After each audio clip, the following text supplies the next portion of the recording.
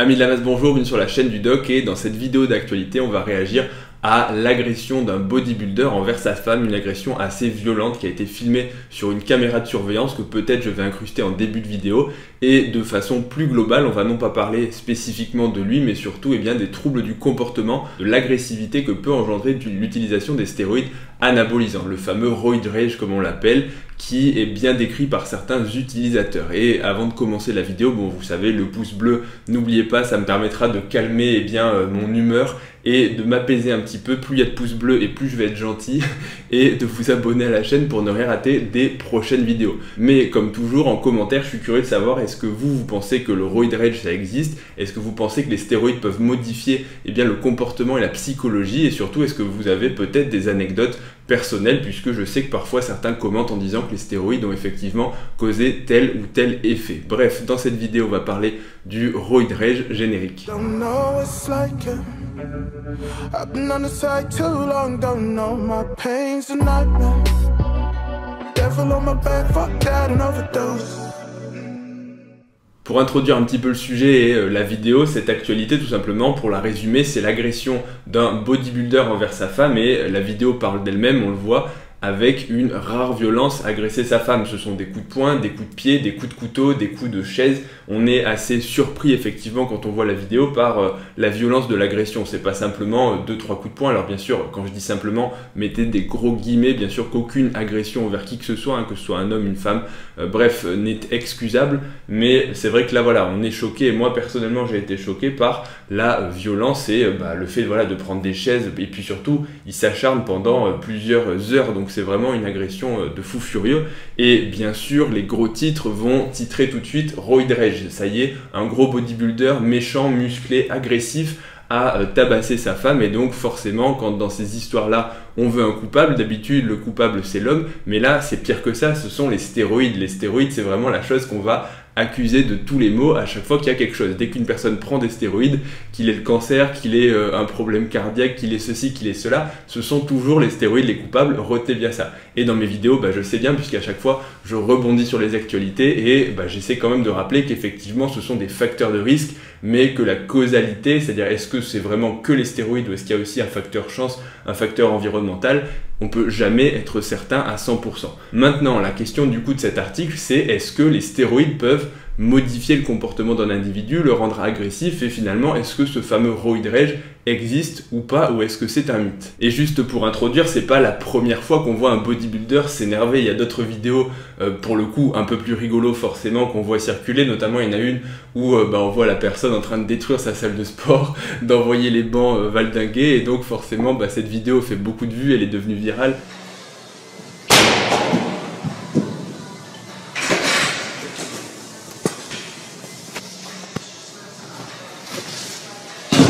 Mais il y en a d'autres, on voit je crois dans une compétition de bodybuilding un athlète qui va mettre un coup de poing à un juge.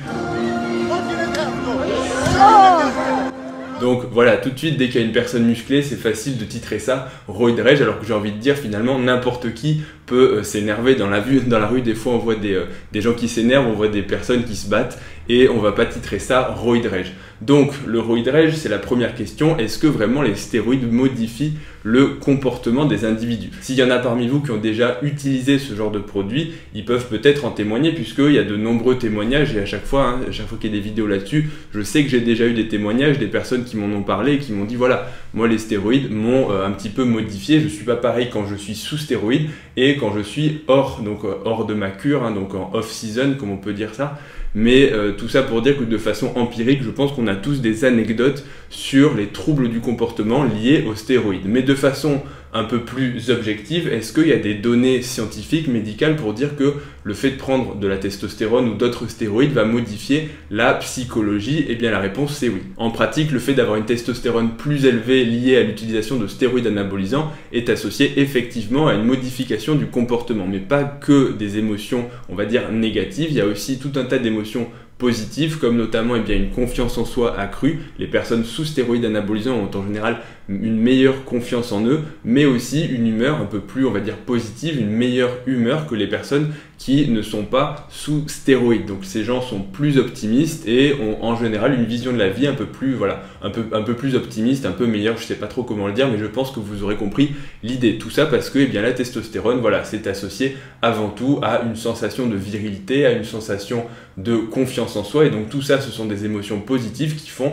qu'on va voir la vie avec un petit peu plus d'aplomb, un petit peu plus, voilà, on va dire, on est un peu plus posé. Maintenant, l'utilisation de stéroïdes anabolisants vient aussi avec son lot d'émotions négatives, notamment de l'agressivité, de la jalousie, de l'irritabilité, avec une humeur qui est parfois beaucoup plus fluctuante, beaucoup plus labile que les personnes qui ne sont pas sous stéroïdes anabolisants, et donc c'est pour ça en fait que chez certaines personnes, pas chez tout le monde, eh bien l'utilisation de stéroïdes anabolisants est véritablement toxique pour eux-mêmes, mais aussi pour leur entourage. Je pense qu'on a tous des témoignages de gens qui disent bah, « j'étais invivable, j'étais agressif, je parlais mal à ma famille, à mon conjoint, à mes enfants, je m'étais renfermé sur moi-même ». Donc vraiment, les stéroïdes anabolisants, et encore une fois, c'est pas chez tout le monde, mais ça peut avoir des effets variables, et chez certaines personnes, ça va se solder par des émotions négatives, et ça va marginaliser un petit peu les gens. Maintenant, comme je l'ai dit, la modification du comportement, elle est vraiment variable selon les personnes. Il y a certaines personnes qui vont tout de suite devenir agressives, ça va faire ressortir entre guillemets leur mauvais côté, alors que d'autres vont rester totalement gentils, vont être adorables, et ce même sous des grosses doses de testostérone. Et moi j'ai un parallèle que j'aime bien faire, c'est à mon sens un petit peu comme l'alcool. L'alcool, on sait que quand certaines personnes boivent de l'alcool, eh bien leur comportement peut changer. C'est les gens qu'on dit ils ont l'alcool mauvais, et notamment, je pense qu'on connaît tous là aussi dans notre entourage des personnes, dès qu'elles boivent, elles commencent à devenir agressives, elles cherchent à se battre avec tout le monde, alors que pourtant ce sont des gens qui sont dans leur état normal assez gentils et pas forcément agressifs, mais l'alcool les rend mauvais. Il y a ceux qui se mettent à parler beaucoup, je m'inclurai pas dedans, c'est pour ça que j'ai arrêté de boire.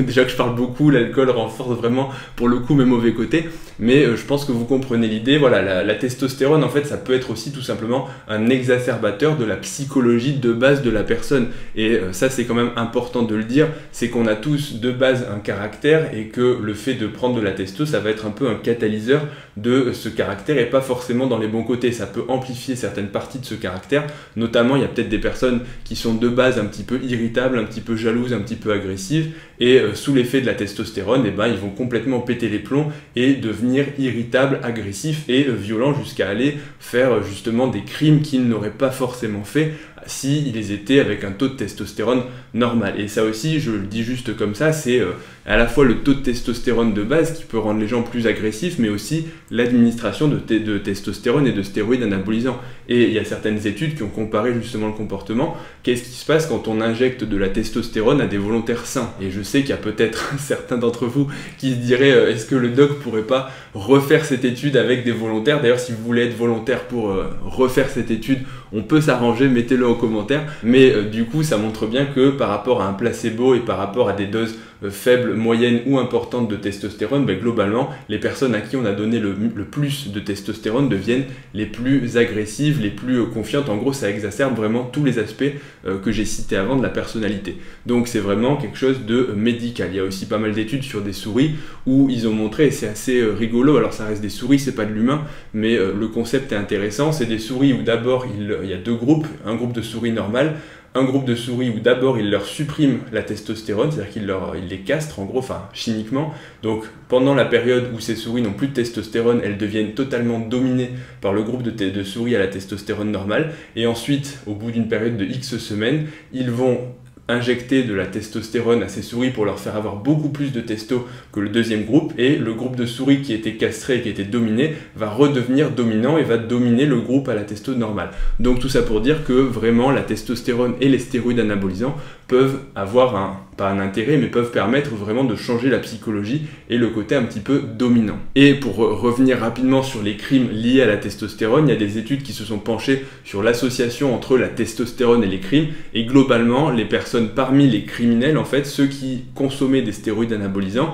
étaient ceux qui avaient commis le plus de crimes violents. Donc en gros, le fait de prendre des stéros, ça fait que tu commets des crimes, mais surtout en fait des crimes violents, notamment des agressions, comme ça, des violences domestiques, des meurtres. Et puis je vais quand même citer l'exemple que ce n'est pas le premier bodybuilder en prison, hein. Il y a l'autre exemple de Craig Titus qui est en prison. Il y a aussi Bertil Fox qui est aussi en prison pour meurtre sur sa compagne. J'en ai peut-être d'autres que j'ai oubliés, mais effectivement les bodybuilders, il y a quand même un grand nombre de bodybuilders qui ont fini en prison. Donc voilà, c'est pas quelque chose de tout rose. Il faut faire attention forcément quand on consomme ce type de produit. L'autre problème de l'utilisation des stéroïdes, on va quand même le signaler, c'est aussi qu'est-ce qui se passe lorsqu'on arrête. Et là, quand on arrête, la testostérone redescend, et là c'est la descente aux enfers, et puis ça peut causer tous les symptômes inverses, notamment de la dépression, des suicides, et je vais vous renvoyer sur la vidéo que j'avais fait de Luc Sando.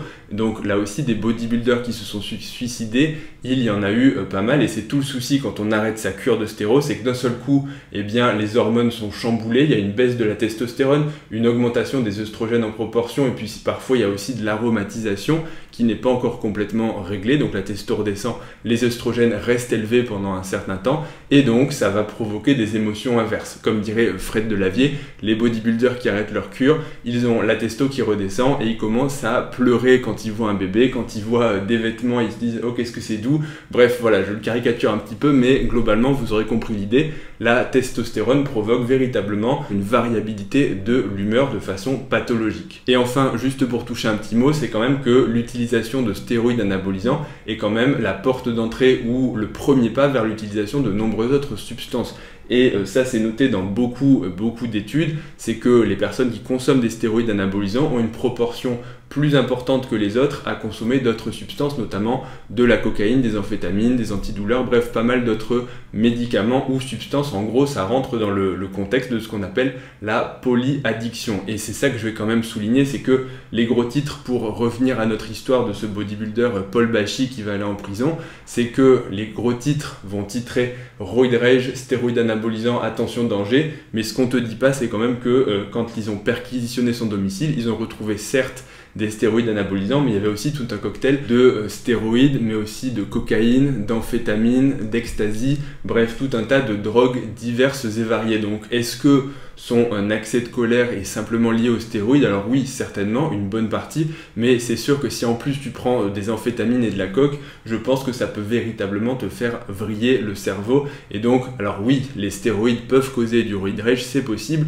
maintenant ce n'est quand même pas systématique et ça reste rare. Il y a aussi bien sûr d'autres facteurs confondants comme on le voit ici, mais c'est sûr que pour les journaux, quand tu titres le gros bodybuilder méchant a fait son roid rage, c'est beaucoup plus vendeur que si tu dis un junkie a tué sa compagne, parce que dans notre tête, quand on voit ce genre de titre, un junkie, on se dit ok, c'est encore une histoire de drogué, donc en gros on ne se sent pas concerné, alors que là c'est tout de suite plus sensationnel et ça fait un peu des coupables sur qui on peut taper dessus, les méchants bodybuilders.